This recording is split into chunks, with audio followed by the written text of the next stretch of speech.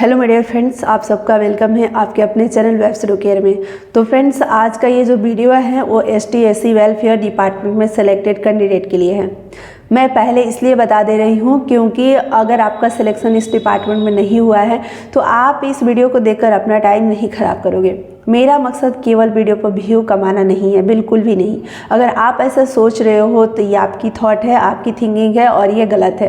क्योंकि फ्रेंड्स, मैं हमेशा ये सोच के वीडियो बनाती हूँ कि इस वीडियो से अगर एक लोगों को भी हेल्प मिलता है, अगर एक बंदे को भी खुशी होती है उस इन्फॉर्मेशन के बारे में जानकर जो मैं इस वीडियो में शेयर करती हूँ, तो मेरा वीडियो बनाना सार्थक होगा, मेरा टाइम दिया हुआ सार्थक होगा। क्योंकि फ्रेंड्स, हमारे पास इतने टाइम नहीं है कि मैं वीडियो बनाऊँ, ठीक है, $1 $2 के लिए वीडियो बनाओ। वैसे भी हमारे चैनल पर अभी इनकम नहीं, मतलब बन रहा है, अभी तक इनकम कोई नहीं आया है, ठीक है, लेकिन बहुत ही कम इनकम बनता है। बट वो उस पर मैं ध्यान नहीं देती हूँ, वो मेरा मकसद नहीं है। मकसद मेरा है कि हमारे चैनल के द्वारा अगर किसी को हेल्प हो रहा है, मदद मिल रहा है, तो यही हमारे लिए बहुत बड़ी बात है। जब आप लोग thank you so much comments करते हो ना, तो मुझे लगता है कि यस, मेरा जो वीडियो बनाना है, टाइम दिया हुआ जो है वो सार्थक हो गया।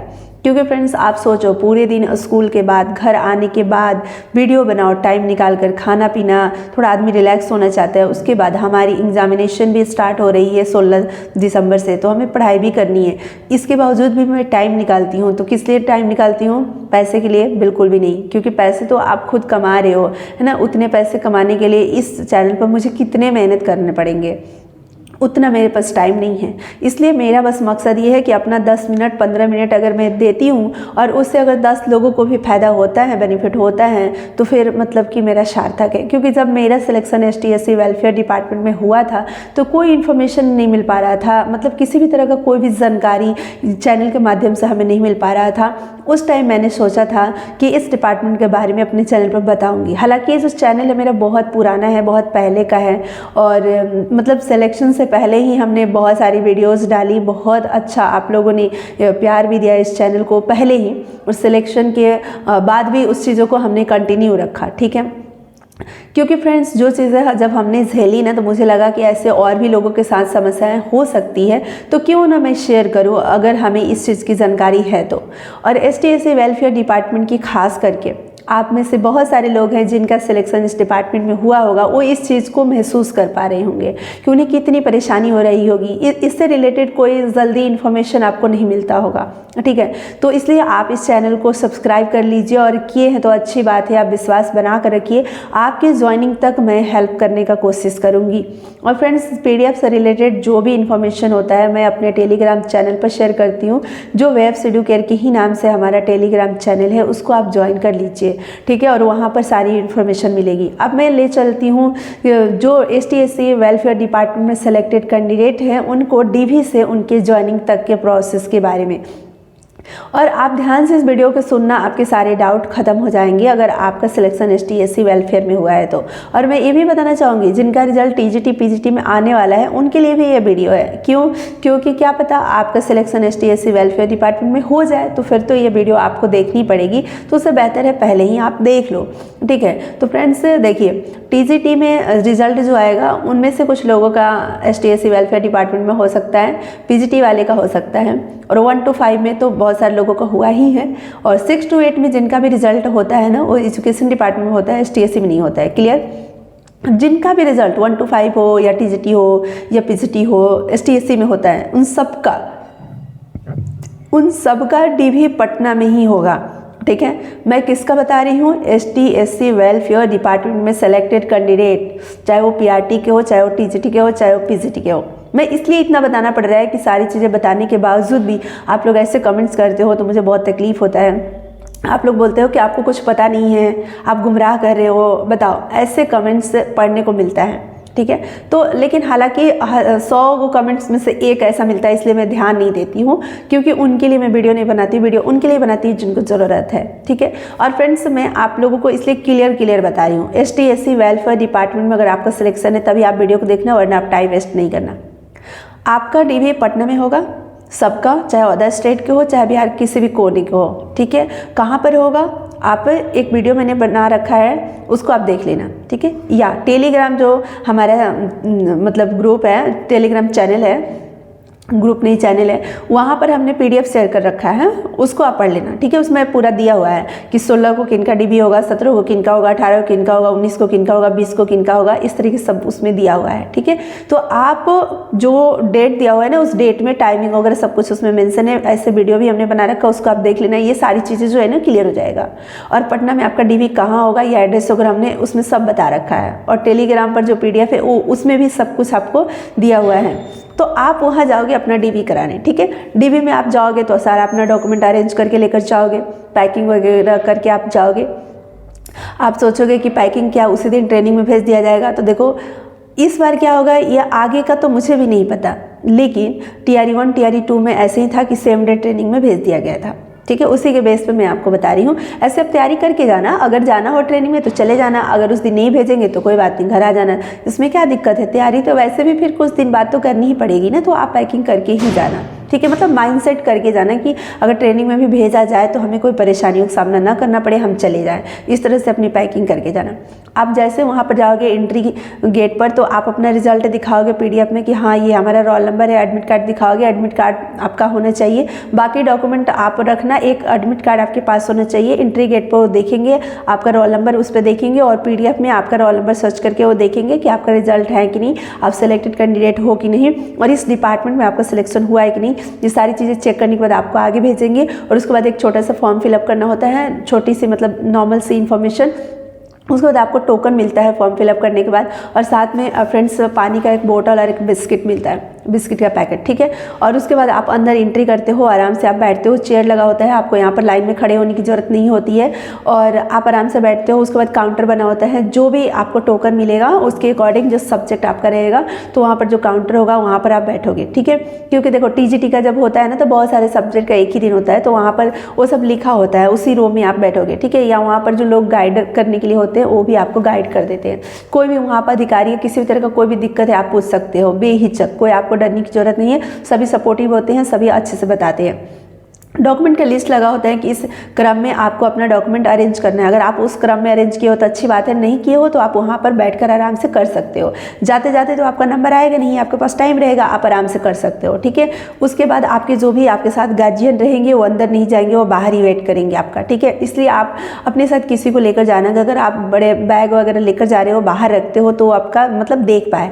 ऐसे अगर कोई अकेले हैं तो बिल्कुल बैग वगैरह लेकर जा सकता है परमिशन लेकर के, ऐसे वो लेकर जाने नहीं देते हैं। बट आप अकेले अगर गए हो तो फिर आप लेकर जा सकते हो, कोई दिक्कत नहीं, क्योंकि पिछली बार हमने देखा कुछ लोगों को लेकर गए थे। उसके बाद जब आपका नंबर आएगा तो आप अपने उस काउंटर पे जाओगे, पहले OTP वगैरह वेरीफाई होगा, उसके बाद आपका DB का प्रोसेस होगा, सब कुछ मतलब होने के बाद एक ओरिएंटेशन लेटर आपको मिलेगा, और वहाँ पर उस ओरिएंटेशन लेटर में ही रहेगा कि आपका ट्रेनिंग किस जगह होगा। पटना में ही होगा, ये श्योर है कि पटना में होगा, लेकिन पटना के किस होटल किस रिजॉर्ट में होगा उसमें लिखा हुआ रहेगा, ठीक है। और वहाँ पर आप पहुँच जाओगे, उसके बाद 14 दिन की आपकी ट्रेनिंग होगी, सारा कुछ उसमें बताया जाएगा। विभाग के बारे में आपको नई जानकारी है तो आपको परेशान नहीं होना है, विभाग का भी ट्रेनिंग में दिया जाएगा, यानी विभाग के बारे में A to Z सारी चीज़ें बताई जाएगी, क्योंकि ये विभाग थोड़ा डिफरेंट है, अलग है, तो इसका ट्रेनिंग में आपको सब कुछ जानकारी दिया जाएगा।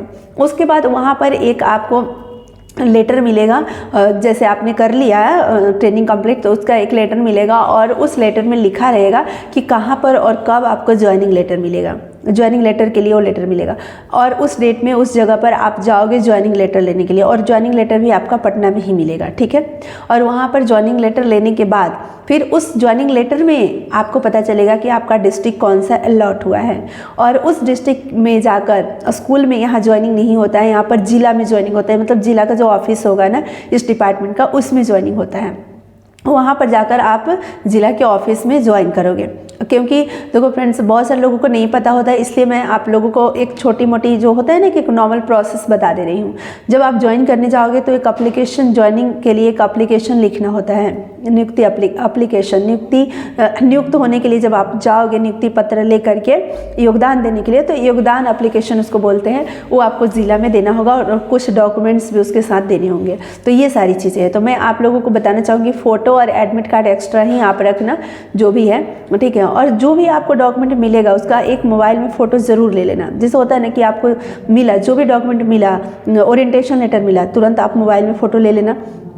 उसके बाद ट्रेनिंग के बाद जब आपको मिलेगा उसका भी आप फ़ोटो ले लेना, ठीक है। उसके बाद ज्वाइनिंग लेटर जब मिलेगा तो उसका भी, मतलब हर चीज़ का आप रखना। होता है ना कि कहीं इधर उधर हो गया, मतलब अगर किसी भी कारणवश डॉक्यूमेंट थे, एटलीस्ट मोबाइल में रहेगा, आप परेशान नहीं होंगे, ठीक है। आप बता सकते हो कहीं पर भी, मतलब कि ये हमारा डॉक्यूमेंट है, ये रोल नंबर, ये सारी चीज़ें हैं ना। तो इसलिए ये सब कुछ आप मतलब थोड़ा सतर्क रहना।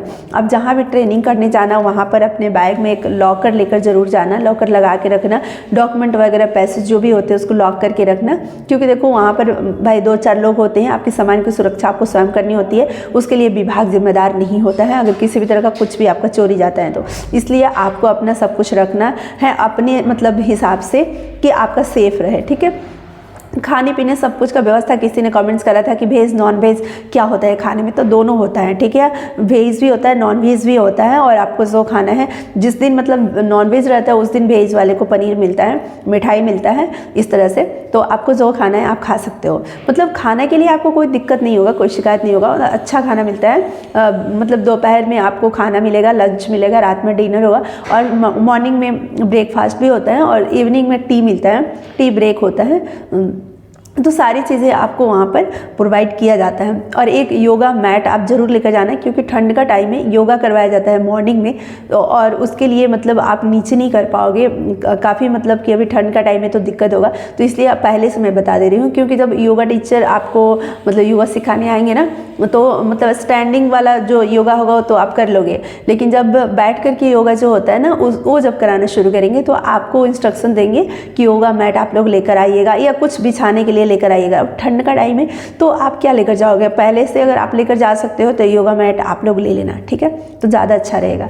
तो ये चीज़ है। बाकी फ्रेंड्स जो भी छोटी छोटी आवश्यक चीज़ें हैं वो आप लोग अपने हिसाब से लेकर जा सकते हो। डीवी में सबसे ज़्यादा इंपॉर्टेंट है कि आपका डॉक्यूमेंट सही होना चाहिए, ठीक है, ये सबसे ज़्यादा इंपॉर्टेंट है। और किसी भी प्रकार का किसी भी तरह का चेंज अगर आपने अपने डॉक्यूमेंट में करवाया है आफ्टर एप्लीकेशन, उसके लिए आप एक एफिडेविट बनवा लेना। अब बाकी आपको परेशान होने की जरूरत नहीं है। आप डीवी कराने जाओगे, अगर OTP में किसी प्रकार का प्रॉब्लम आता है या बायोमेट्रिक में प्रॉब्लम आता है, किसी भी तरह का, आप जेन्युइन कैंडिडेट हो, आपको पता है, और किसी कारणवश वो मशीन है, कभी ले सकते हैं कभी नहीं भी ले सकता है, तो आपको वहाँ पर परेशान नहीं होना है। ऐसा नहीं समझना कि आपका डीवी अब नहीं होगा, आपको बाहर कर दिया गया, ऐसा बिल्कुल नहीं समझना। आपको दोबारा फिर से मौका दिया जाएगा, फिर से आपका वेरिफिकेशन होगा। भाई जब तक क्लियर नहीं हो पाता है कि आप मतलब फर्जी कैंडिडेट हो, तब तक तो आपका कोशिश ही किया जाएगा ना, आपका वेरीफाई किया जाएगा, जांच किया जाएगा। आप जब जेन्युइन कैंडिडेट हो तो आपको बिल्कुल भी डरने की ज़रूरत नहीं है, आपको परेशान होने की ज़रूरत नहीं है, ठीक है। क्योंकि कभी कभी होता है ना कि एक बार गया बायोमेट्रिक दे रहे हैं, नहीं ले रहा है, वेरीफाई नहीं हो रहा है, थंब इम्प्रेशन नहीं ले रहा है, तो हम परेशान हो गए कि मेरा क्यों नहीं ले रहा है, अब क्या होगा नहीं होगा। तो ऐसा नहीं, मतलब वो किसी कारण टेक्निकल इश्यू भी तो हो सकता है मशीन में, तो इस वजह से कभी कभी होता है, किसी का नहीं लेता है, या पसीना वगैरह आता है हाथ में, या किसी भी तरह का। और लड़कियों को मैं कहना चाहूँगी कि आप लोग मेहंदी अभी नहीं लगाना, ठीक है, क्योंकि जो मतलब अभी शादियों का सीज़न चल रहा है, तो बहुत सारी ऐसी गर्ल्स हैं ना जिनका सिलेक्शन हुआ है, शादी में जाना है, मेहंदी लगा ली। आप मेहंदी नहीं लगाना। कभी कभी मेहंदी की वजह से भी थंब इम्प्रेशन नहीं लेता है, फिर डीवी में प्रॉब्लम हो सकता है। इसलिए आप लोग अपने हाथ को बचा के रखना भाई, ठीक है, अपने अंगूठे को बचा के रखना, ताकि आपका डीवी अच्छे से हो जाए। उसके बाद आपको जो लगाना है लगाते रहना, मना नहीं है, लेकिन मैं इसलिए केवल बता रही हूँ कि आपका डीवी में किसी तरह का कोई दिक्कत नहीं हो, इस वजह से इस बात का आप लोग ध्यान रखना, ठीक है, क्योंकि शादी में मेहंदी लगाने से ज़्यादा इम्पॉर्टेंट आपका करियर है। तो फ्रेंड्स इस वीडियो में मैं इतना ही रखना चाहूँगी। आप लोग कुछ डाउट्स थे ST/SC वेलफेयर डिपार्टमेंट से रिलेटेड, जो भी डाउट्स था, तो मैंने सोचा कि इस वीडियो में क्लियर करने का कोशिश करूँ। यानी डीवी से ज्वाइनिंग तक के सारे प्रोसेस हमने आपको बता दिया, ठीक है। अब आप विद्यालय में जाओगे तो विद्यालय में आप अपना जो भी आपने ट्रेनिंग में सीखा है वो सब कुछ आप इम्प्लीमेंट करोगे, धीरे धीरे चीज़ें आप सीखते रहोगे। यहाँ का स्कूल जो चलता है ना, इसका पैटर्न अलग है, यहाँ पर जो नियम कानून है स्कूल के अंदर वो सब कुछ अलग है, डिफरेंट है। तो आपको ट्रेनिंग में सब कुछ बताया जाएगा। ऐसे हमारे चैनल पर आपको वीडियो भी मिल जाएंगे जिसमें हमने बहुत सारी चीज़ें बता रखी है। तो फ्रेंड्स, आई होप कि आप सभी लोगों को कोई डाउट ST/SC वेलफेयर को लेकर नहीं होगा। सैलरी की बात आती है तो मैंने बता रखा है पहले भी और अभी बता रही हूँ, दोनों विभाग में सैलरी इक्वल होता है, दोनों विभाग में छुट्टी इक्वल होता है। छुट्टी का पैटर्न केवल अलग अलग होता है। यहाँ पर बड़ी बड़ी छुट्टी होती है, साल में छोटी छोटी छुट्टियाँ नहीं मिलती है ST/SC वेलफेयर में। और एजुकेशन डिपार्टमेंट में छुट्टी होता है, वहाँ भी 65 दिन का ही होता है, लेकिन वहाँ पर छुट्टी का पैटर्न अलग है। ठीक है, तो अंतर है, ये भी हमने आपको किस वीडियो में बता रखा है। अगर आप पूरी वीडियो को देखते हो, हर वीडियो को देखते हो, तो आपके हर डाउट क्लियर होते चले जाएंगे, कोई कन्फ्यूजन नहीं रहेगा। ठीक है, तो चलिए फ्रेंड्स, अगर आपके मन में किसी प्रकार का और भी डाउट अगर रह गए होंगे तो आप कमेंट्स में ज़रूर बताना, मैं क्लियर करने का कोशिश करूँगी अगर मुझे जानकारी होगा तो। चलिए, रिज़ल्ट का हम सबको इंतज़ार है और जो रिज़ल्ट है देखते हैं कब क्लियर होता है, कब रिज़ल्ट जारी होता है। उसके बाद हम लोग फिर जो भी आगे का प्रोसेस है उसमें हम लोग लग जाएंगे। Thank you so much friends, आप सभी लोगों को थैंक यू सो मच।